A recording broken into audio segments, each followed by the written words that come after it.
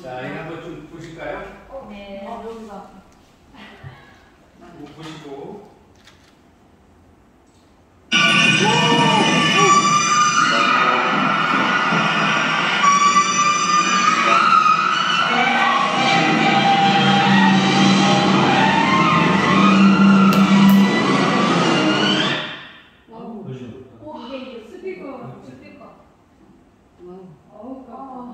참 닿게 생겼는데?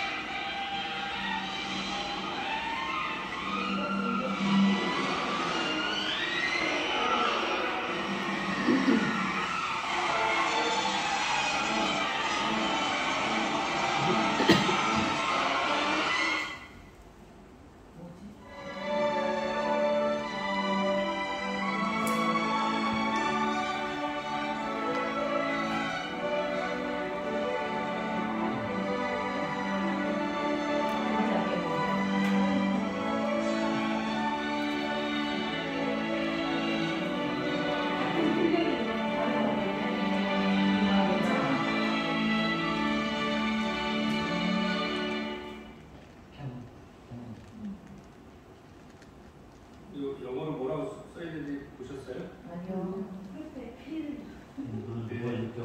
세상의 한 가지 모습이 어떻게 느껴서 본인에 따라 느낌이 다 난다는 이야기거든요. 자, 이걸 왜 먼저 보여드리냐면요. 사회복지 지도감독자가 어떤 사람이 되어야 되냐를 이야기하면서 왜 이걸 보여드릴까요? 저도 처음에는 뭐라고 그러죠? 내가 배운 대로 한 지식만 전달하면 되지 생각을 했었어요. 그리고 그 전달하는 방법이 내 방식대로 하는 거지 뭐 내가 그렇게 아니까 어떻게 하고 근데 이게 점점 시간이 지나면서 제 기준이 아니라 상대방 기준으로 생각을 해야 되는구나.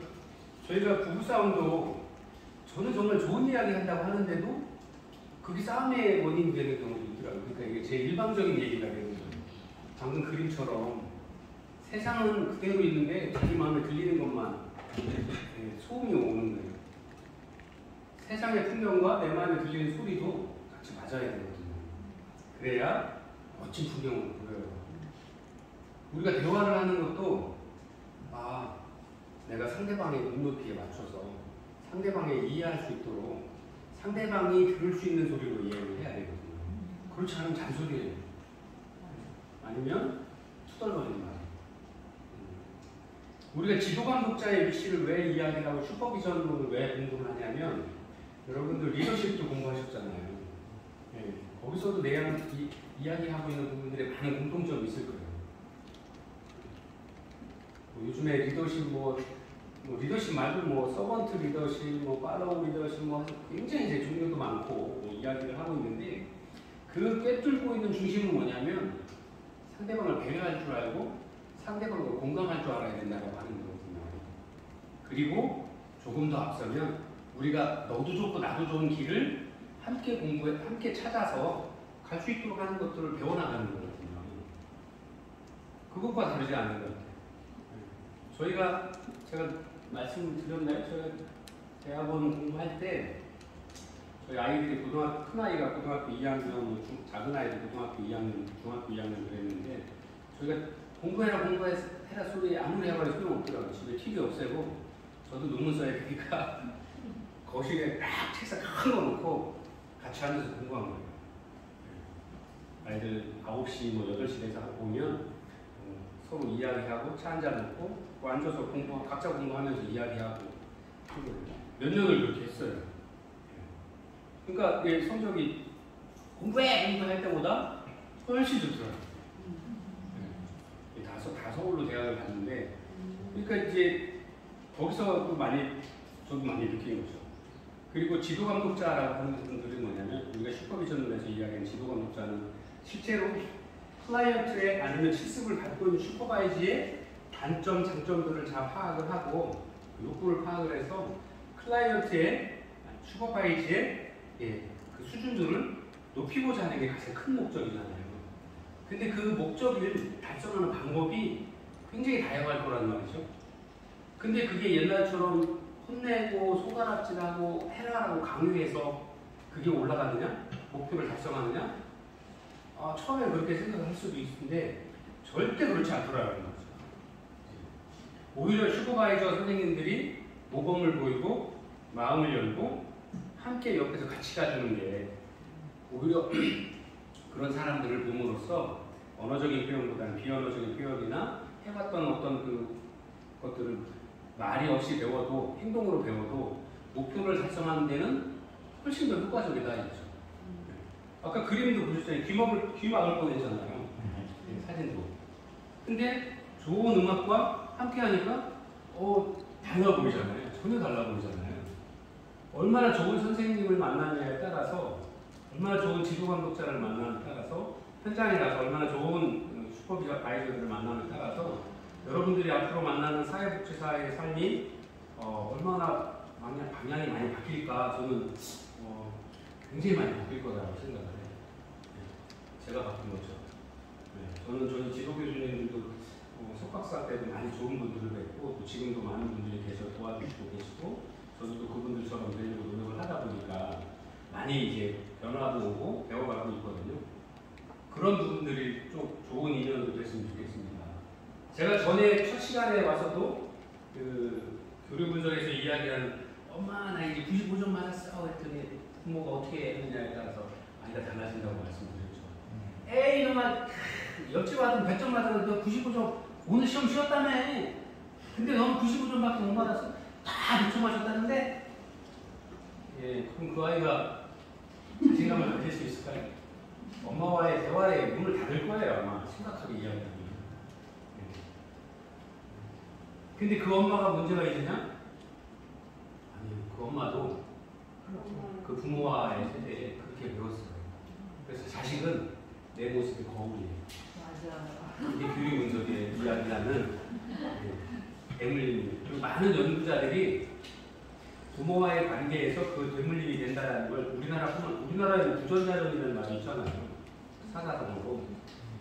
외국의 많은 학자들도 사회심리학자들도 그걸 연구를 위해서 78% 이상이 유전적인 성격을 동일하게 보인다라는 이야기를 했어요.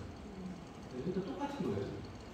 그래서 여러분들이 지도감독자의 자질이 이렇게 아이를 실습생을 어렵게 하는 아니면 이렇게 손가락질하는 이런 것이 오느냐 아니면 함께 가주는 게 오느냐. 만약에 여러분들도 이제 사회에서의 위치가 관리자의 위치거나 아니면 어느 정도 경험을 가지시는 위치가 되어서 계신데 어떤 부분들을 보여줄 거냐는 여러분들이 선택하는 거예요. 그리고 여러분들이 이런 모습을 보일 때 더 좋은 사람을 만나요. 왜냐하면 좋은 향이 나는 곳에 이쁜 벌과 나비들이 보이지 좋은 향이 없는 곳에 벌과 나비들이 보일 수가 없어요. 내가 내 몸에서 나의 주변에서 좋은 향기가 나야 내 주변에 비슷한 향기가 못 좋은 사람들이 와요. 그래서 그거를 깨트리는 과정들은 여러분들도 좀 심각하게 서로 공부를 좀 많이 해보셔야 될 것 같아요. 이것도 하나 볼까요? 이곳은 엄마 마음의 방입니다. 해결하지 못한 문제가 그대로 남아있습니다.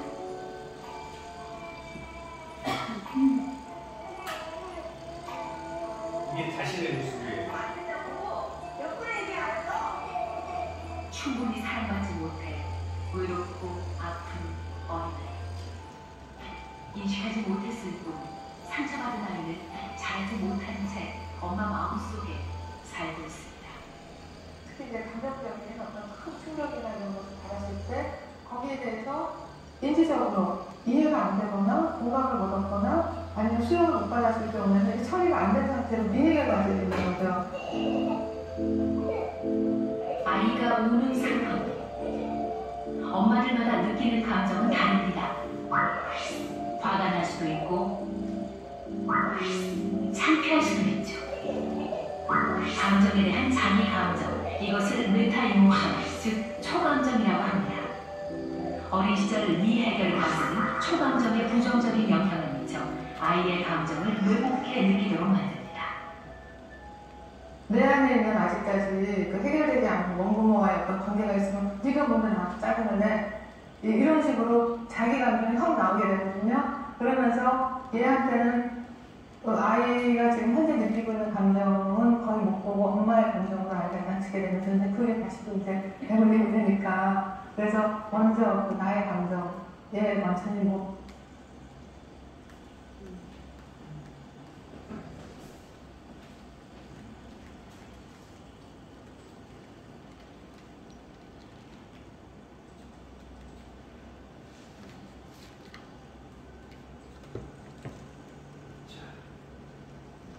아까 그게 이제 많은 연구자들이 이야기를 하고 있는 거예요. 실제로 사례들이 그렇거든. 그래서 아까 보셨죠?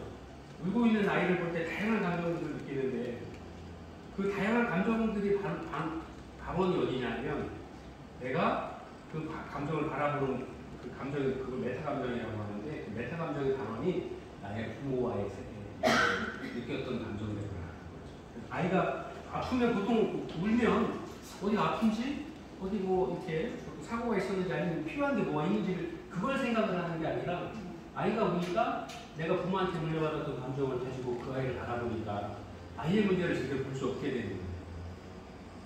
그래서 대다수의 많은 분들이 실수를 하고 계시죠. 그렇지 않고 건강하신 분도 많이 계시지만 그래서 이런 부분들을 스스로 아실 수 있어야 돼요. 그래서 아까 잠깐 그 본인에 대한 어떤 동기부여라든가 여러 가지 과정들, 실습 지도자와의 관계를 다시 설명드리려고 이렇게 따로 만들었던 것은 바로 이런 감정들을 스스로 볼 수 있어야 되고 그 초감정이 이게 내가 초감정이구나 이거를 지금부터 바꿔나가셔야 된다는 거죠. 어떻게? 자기 인식을 통해서. 그래서 이거 내가 정작 중요한 거는 아이가 울게 되면 아이가 왜 우는지를 파악을 해서 그 원인을 없애주거나 원인을 바꿔줘야 되는데 개선시켜줘야 되는데 그렇지 않고 자기 감정에 충실을 하게 되는 거예요. 그러다 보니까 문제의 원인은 해결 못하고 관계는 더 어려워져요. 그리고 또 그러한 잘못된 감정이 아이한테도 왜 아이가 예를 들어서 울었을 때 뭐가 먹고 싶거나 내가 가지고 있는 거 빼앗아가서 그걸 분함으로 울었는데 그걸 해결을 해줘야 되는데 그게 해결이 안 된 상태로 엄마와의 관계가 나빠지니까 아이도 엄마의 감정을 그대로 받아가는 거예요. 그래서 이런 부분들을 우리가 많은 사람과의 관계에서 그렇게 지내게 된다고 하는 거죠. 이게 조금 더 발전한 부부관계에서 또 자식뿐만 아니라 부부관계에서 고부관계에서 주변 사람들과의 관계에서 이런 감정들을 가져가요. 다르다라는 것들을 빨리 얘기를 하셔야 돼요.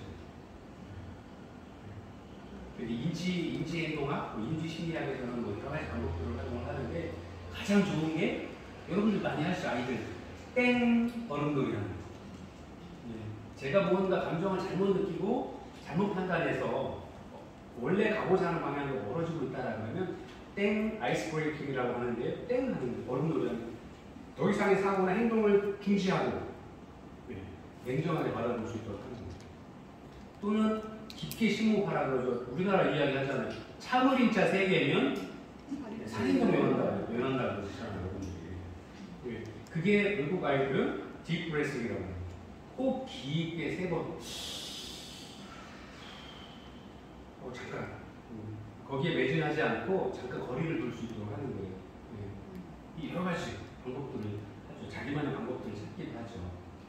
자, 개와 고양이가 만나실 때 둘이 만나면 개는 반가우면 어떻게 하죠? 꼬리 치고 막 멍멍멍 하면서 막 달려들고 막 하죠. 고양이는 와서 쓱 비비거나 아니면 조용하죠. 꼬리 살짝 들고 와서 만약에 고양이와 개가 만나서 개는 막 멍멍 짖고 고양이는 가만히 있는데 근데 둘 다 좋아한다는 표현이잖아요. 반갑다는 표현이잖아요. 과연 둘이 만나면 무슨 일이 생길까요? 놀라는 거예요. 싸울 거예요, 분명히. 근데 행동의 시초는 반갑다고 하는 거예요. 걔는 반가우면 막 꼬리 막 들고 막 와서 반갑다고 막 달려들고 혀로 할고 막 액션을 하죠. 고양이한테 만약에 그러면 고양이는 공격하러 오는 줄 알아요. 예. 근데 만약에 고양이가 개를 보고 반가워 가서 옆에 가서 싹 머리 비비면서 이렇게 만져주면 좋아 가만히 누워서 하고 있는 게 반가운 표현인데 개 앞에 가서 그렇게 했으면 이거 봐라 이게 반갑다는 거예요. 뭐는 능력이 좋다는 거 나쁘다는 거 이렇게 헷갈릴 거예요. 전혀 방법이 안 따라가는 거죠. 의사 표현하는 방법이. 그래서 우리가 나랑 다른 방식으로 표현하거나 나랑 방식으로 교육하거나 나랑 방식으로 다른 일을 한다라고 해서 이게 잘한 거야? 잘못된 데라고 판단하는 건 굉장히 섣불르다. 잘못된 판단이 불러올 수 있다는 거죠. 그 사람만의 방식으로 공부를 하고 그 사람만의 방식으로 일을 하는 거기 때문에 지도 감독자들은 잘됐다 잘못됐다를 판단하기 전에 어떻게 해서 그렇게 표현을 하고 일을 하는지를 이해하기 위해 오리엔테이션을 통해서 아니면 그런 어떤 사전 상담이나 교육을 통해서 상대방에 대한 이해의 폭을 충분히 넓힐 수 있는 사람들이 되어야 된다고 하는 거죠. 예. 그리고 만약에 반대로 내가 실습생의 입장으로 기관에 처음 가서 여러 가지 실수를 하고 지적을 당한다 그러면 내가 의사표현 방법이 저 사람들과 다르구나. 그러면 내가 앞으로 의사표현을 아니면 어떤 그 행위에 있어서의 표현 방법을 지금과는 좀 다르게 해야 되겠구나. 그걸 서로 고민하지 않으면 부딪힐 수밖에 없어요. 예. 짧은 시간이라도. 그러면 원만한 관계로 하고자 하는 일들을 다 해낼 수 없죠. 리더십에서 오죽하면 요즘 하는 게 하인 리더십, 서번트 리더십이라고 하인 저는 국민의 종국입니다 하는 옛날 대통령 나와서 봉사하겠습니다 했잖아요. 그러나 그렇게 안 해서 문제죠. 그리고 팔로우십, 따라가는 사람 리더십합니다. 이렇게 정치를 얘기해서 갑자기 좀 죄송한데 그런 어떤 부분들은 좀 거리감이 될 수밖에 없는 거죠. 그래서 이런 부분들을 충분히 이해하고 우리가 지도 감독자와 아니면 실습자와 사이에서도 이런 어떤 부분들이 간극이 있을 수 있다라는 부분들을 이해를 하고 서로 충분히 논의하고 대화할 수 있어야 된다라고 하는 거죠. 의사소통에도 커뮤니케이션이 있습니다. 지시 명령형 또는 질문형 이렇게 나눌 수 있는데요. 지시하고 명령하는 과정들은 이게 군대처럼 반대 의견이 없어요. 상명하복은 돼요. 제가 이게 딱 제가 지금도 군에 가서 인성교육을 하는데 제가 또 오랫동안 군대에 있었으니까 아이들이 이런 얘기하면 에이 군대에서 지시하면 따르는 거지 이런 바 많고 근데 이런 과정에 있어서는 상사가 잘못된 오해를 지시를 하게 되면 부하들도 그렇게 되고 의사소통의 과정에 불만이 쌓여 있어요. 그러다 보니까 정작 중요한 어떤 업무를 처리하거나 업무를 진행을 해야 될 때는 100% 다 하지 않아요. 그리고 또 하나 요즘 이제 저희 세대들이 이제 연배와 이제 경험 있으신 분들이니까 신입사원들을 만나서 이야기를 해보면 우리보다 훨씬 많이 똑똑하고요. 많이 배웠고요. 그리고 인터넷을 통해서 공부를 하기 때문에 우리보다 훨씬 많이 앞서 있어요. 그래서 어떤 일방적인 지시는 바로 인터넷 자료 찾아서 그거 아닌데요? 하고 나와요. 그래서 저는 이제 바꾸라고 해요. 질문형. 이거 이렇게 하면 어때? 하면 어떨까? 너는 어떻게 생각해? 지도감독자라 그러면 선생님 아까 그거 전화 상담하시면서 날짜나 약속 좀 하는 거 보니까 그거 좀 더 구체적으로 하면 좋을 것 같은데 어때요? 구체적으로 딱딱딱 찍어서 이야기하죠. 내일 오라고 했는데 지난번에 잠깐 제가 예를 들어서 말씀드렸죠. 내일까지 나오세요. 선생님 그래야 또 이렇게 해드릴 수 있습니다. 그렇게 얘기하는 게 좋을까? 다르게 표현할 수 있는 방법은 없을까? 만약에 내일 못 나오신다고 하면 어떻게 할 거야? 질문할 수 있잖아요. 그러면 스스로도 공부할 수 있고 고민해볼 수 있도록 하고 그리고 또 저한테 질문을 거꾸로 해볼 수도 있을 거예요. 그럼 계속 대화가 이어질 수 있어요. 아이들하고도 부부간에도 95점 맞아봤어요. 아이. 엄마 95점 맞았어. 그리고 신나서 막 가방 확 집어던지고 그러고 있는데 야 95점밖에 안 돼? 공부돼? 지시형 뭐 이렇게 하면 예, 아이는 마음에 찔거리가 넘죠. 우리 엄마는 앞으로 나 삐뚤어지겠다 이런 생각을 하는 거예요. 근데 우리 아들 95점이나 맞았어? 어휴 많이 어려웠어? 지난번에 60점 맞았는데 와 대단한데? 아이 계속 이야기할 거야. 엄마 학원 다니면서 공부도 했고 많이 안 배우려고 했어. 그리고 옛날에 수학책 밑에다 쳐박아놓으면 안 봤는데 이제 책도 꺼내보고 아이들한테 물어보고 많이 했어. 계속 이야기가 될 수 있어요. 더 발전할 수 있고 긍정적으로 잘할 수 있고 그러면 결과는 훨씬 좋아지죠. 그래서 젊은 친구들한테 이런 이야기하면 조금 불먹힐 수 있어요. 근데 선생님들은 경험이 있으시니까 이런 부분들을 지도감독자들이 아니면 시스템들이 어떤 부분에서 어떻게 대화를 해나가야 되느냐 하는 부분인데 실제로 우리가 많은 업무들이 서로 대화를 통해서 하는 거잖아요. 일반적인 지식을 좋아하는 사람은 군대에 대해 없죠. 근데 그 군대도 저도 그 팀장 생활할 때 명령이 내리면 이것도 현장을 하나도 모르네. 이거 일어나도 돼? 이거 안 되는데 하고서 돌아서서 지시하고 했거든요. 그러니까 저도 이해를 못하는데 지시라고 제대로 가겠어요. 또 저 밑에도 불평들만 많았겠죠. 이런 게 계속 반복되면 결국엔 어딘가에 문제가 생기는 거죠. 이렇게 바꿔줘야 된다. 지시보다는 뭐 지시나 명령이나 이런 부분들을 좀 바꿔가는 거예요. 코치하고 같이 고민하고 하는 방법들. 어느 방법이 좋다라고 할 수는 없지만 그 중에 분명한 건 그게 있잖아요. 이거로는 지도감독자의 자세로는 대화 방법으로는 다르지 않다라고 느낄 수 있죠. 여러분들이 어떤 걸 선택하는 것은 자유지만 그것이 어떻게 가장 효과적으로 의사전달이 될 수 있도록 할 거냐 하는 부분들입니다.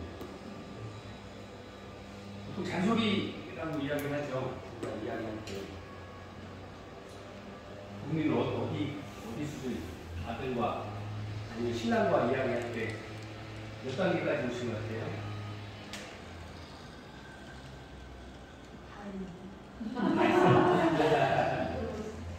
보통 잔소리라고 이야기하는데 거의 비슷하죠. 근데 이렇게 되면 안 되죠. 이게 저 사람이 인격적으로 보고는 이건 요즘 고소고발법입니다. 직장 내에서 이렇게 대화하시면 바로 갑질로 고소당하실 거예요. 또 그랬어? 너 맨날 그렇구나. 낙인이죠. 너는 앞으로도 그 일도 그렇게 할 거야. 너 맨날 그 모양이야. 야, 발전하게 좀 해봐. 너랑 무슨 일 할 수 있겠어? 너한테 무슨 일 맡길 수 있겠어?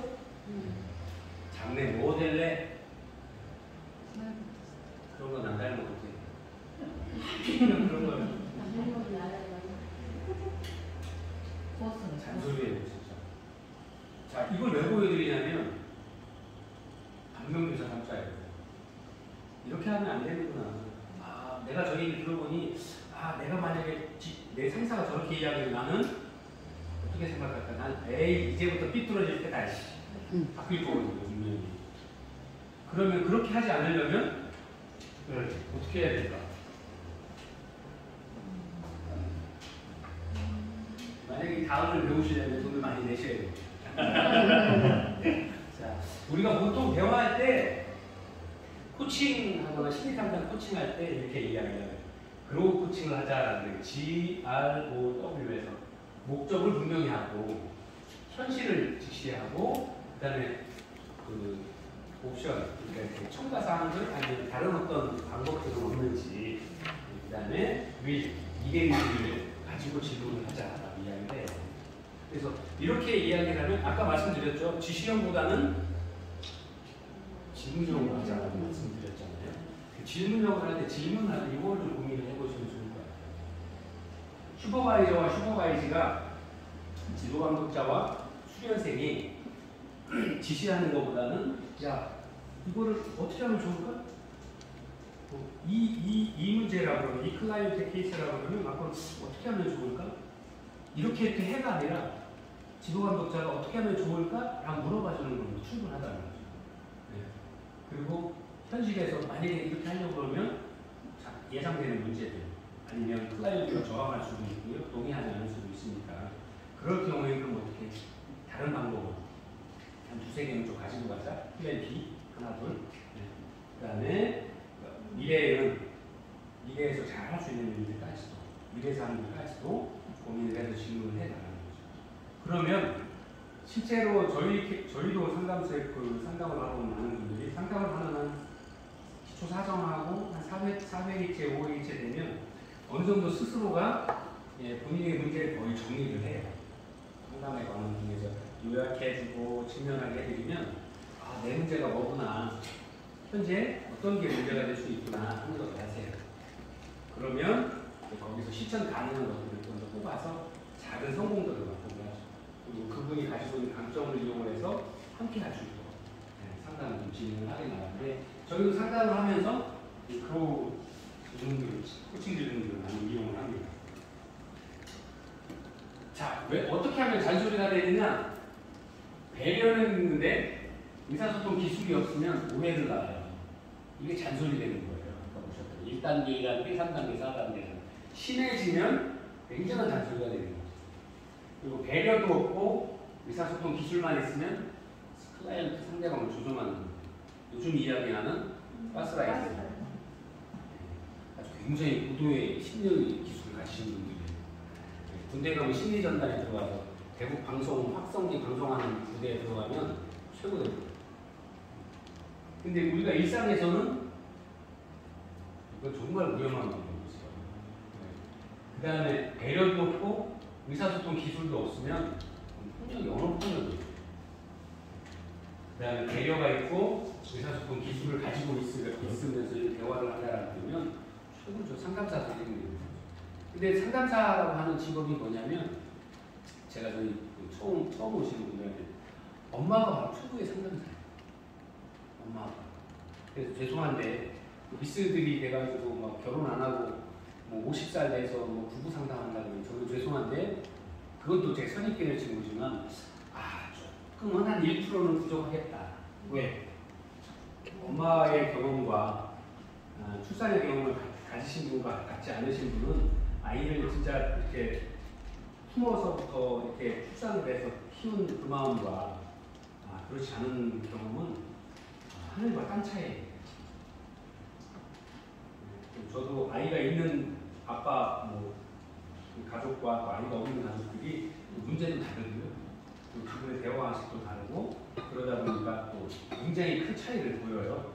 그런 부분들이 보이는데, 바로 이런 그 질문 기술에 있어서도 이런 부분들이 충분히 한다라고 하지만 바로 이 클라이언트의 마음을 건드릴 수가 없어요.